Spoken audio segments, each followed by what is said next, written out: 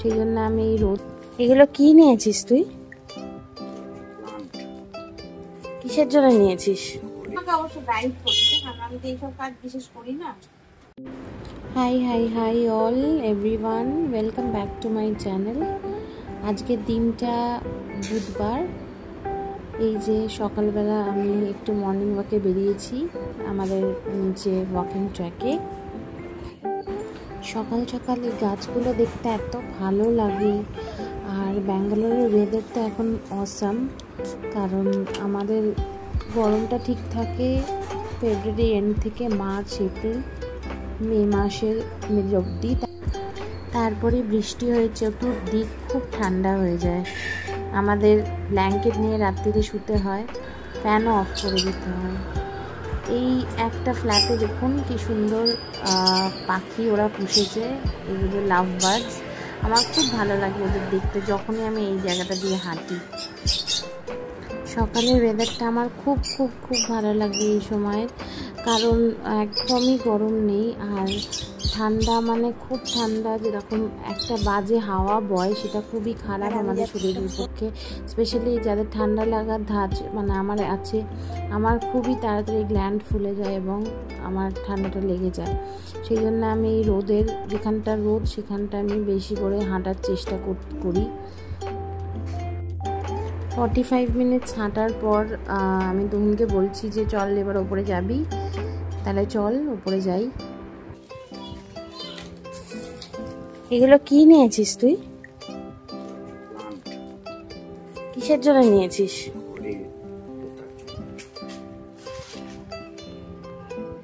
হবে, তাহলে চল বাড়ি যাই। এই যে এখন আমরা উপরে চলে এসেছি। এসে এই যে এই গাছগুলো যে আনা হয়েছে নিচ থেকে, আমাদের সেই গার্ডেন থেকে আনা হয়েছে, সেইগুলোরই আমি পুঁতছি একটুখানি। তুমি না আমাকে অবশ্য গাইড করছো, কারণ আমি তো এইসব কাজ বিশেষ করি না। তো আমাকে বললো আগে পাতাগুলো ছেঁটে দে, দিয়ে তারপরে এটাকে পুঁতছি। ঠিক আছে কি? হ্যাঁ না বল। ঠিকই আছে। এটা ঠিক আছে, এবার পুঁতে দেবো। এবার পুঁতে দে। এট লাস্ট ওটা হলো, কি সুন্দর লাগছে। দেখা যাক এগুলো বাঁচে কিনা। এই আর একটা, বেশ সুন্দর লাগছে তাই না? একদম পুরো হারা ভাড়া একদম ব্যালকনিটা খুব সুন্দর লাগছে রিয়েলি। আর এই যে এই ছোট্ট একটা পট ছিল, আপাতত আমি এই অ্যালোভেরাটা এখানেই লাগিয়েছি। এটা আমি চেঞ্জ করব, কারণ এই পটটা আমার খুব একটা মানে মেমোরিজ রিলেটেড। এটা আমার একটা স্টুডেন্ট আমাকে দিয়েছিল।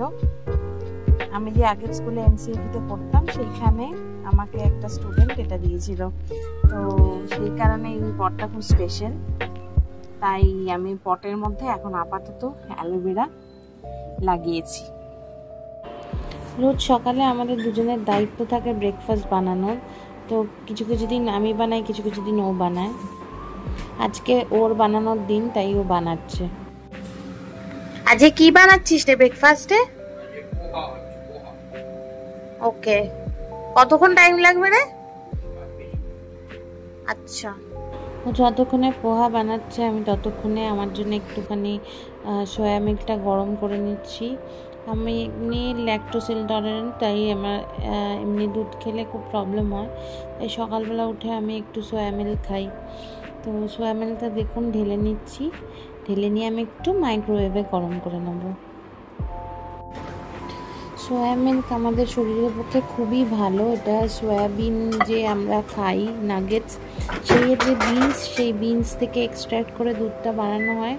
এটা একদমই প্লান্ট বেসড একটা মিল্ক, যেটা যাদেরই ল্যাকটোজ তারা ইনটলারেন্ট তারা এটা খেতেই পারে, এবং এটা ওয়েট লসের পক্ষেও খুব ভালো। এই যে এখন আমার এসে গেছে ব্রেকফাস্ট। আমি এগ হোয়াইটস খাই দুটো, আর একটু পোহা খাই, আর সয়া মিল্ক। ফিরে কি করছিস?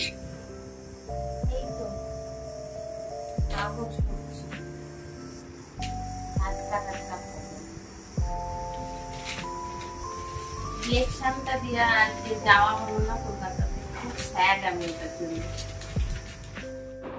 কাগজ টাগজ পড়া হয়ে আমি একটুখানি লেথার্জিটিক হয়ে গেছিলাম। তারপরে উঠে এখন রান্না করতে হবে, তুহিন কাজ করছে অফিসের।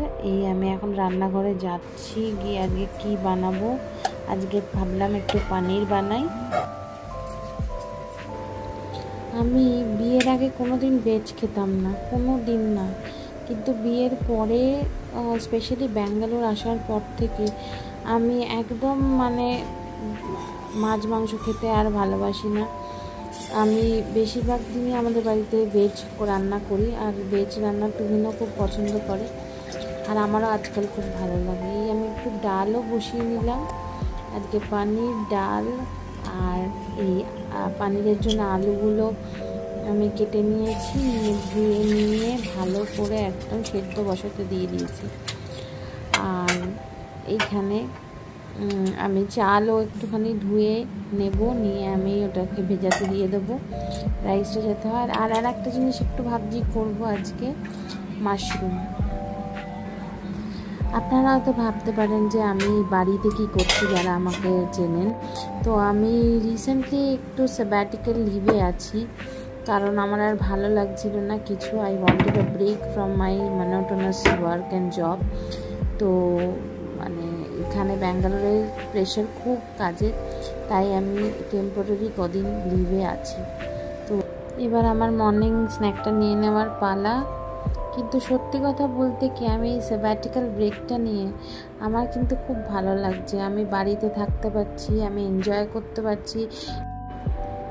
6 ইয়ার্স ধরে আমি যে হার্ডওয়ার্কটা করেছি, তার যে বেনিফিটটা, সেটা আমি কোনো সময় উপভোগ করতে পারছিলাম না। এই যে আমাদের নিজেদের বাড়ি ব্যাঙ্গালোরে হয়েছে, সেই বাড়িতেও আমি মানে কদিন থেকেছি সেটাই হচ্ছে কথা। কারণ রোজ দিনই সকালবেলা উঠতাম, চলে যেতাম, আবার রাত্রিরে ফিরতাম।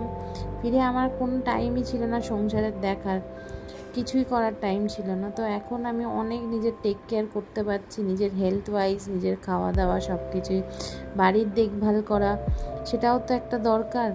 তো কোনো মানে এখন আমি বুঝতে পারছি যে যারা হোম মেকার্স, তারা কতটাই এফার্ট লাগায় সব কিছুর পেছনে। আর এই যে কথা বলতে বলতে আবার চলে এসেছি রান্নাঘরে। এখন একটু মাশরুমটা করে নেব। প্যানটা একদম গরম হয়ে গেছে। এর মধ্যে আগে আমি পেঁয়াজ আর কাজু বাদাম আর টমেটোগুলো সব ভালো করে ভেজে নেব। ভেজে নিয়ে আমি সেটাকে বেটে মাশরুমটা রান্না করব। তো আমি একটুখানি বেশি টায়ার্ড হয়ে গেছি, এতটা মানে অনেক কটা রান্না একসাথে করতে হচ্ছে আমাকে, প্লাস ভিডিও করছি। তো এই যে দিয়ে দিলাম পেঁয়াজ।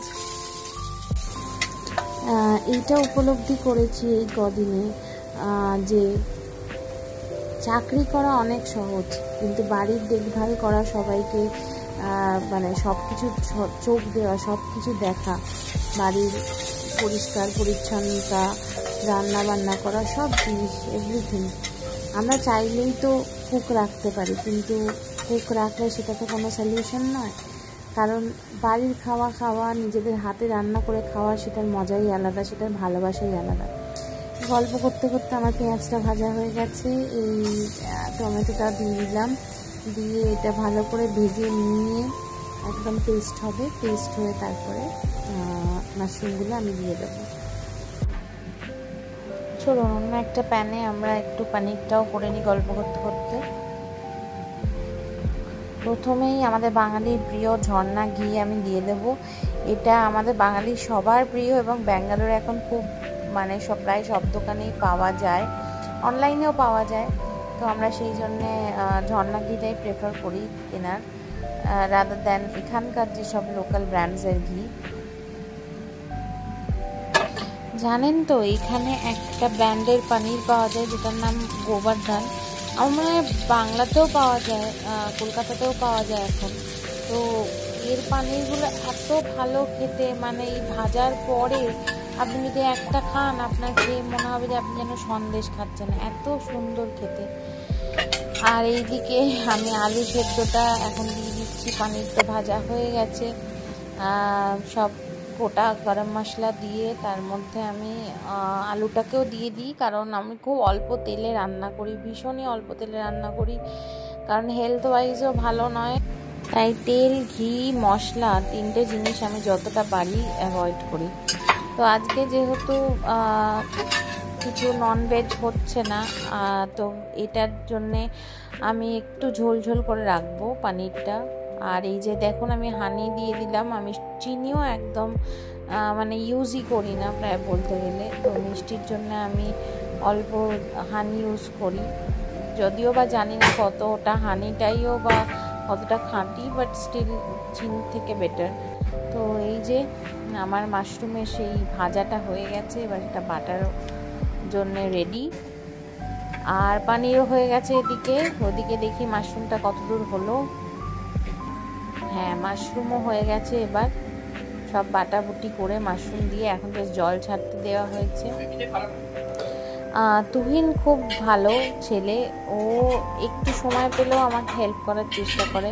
যেমন এখন ওর কল ছিল না, তাই জন্য ও চলে এসেছে আমাকে হেল্প করার জন্যে, যতটা পারে হেল্প করে দেয়। আজকের ভিডিওটি এই অবধি।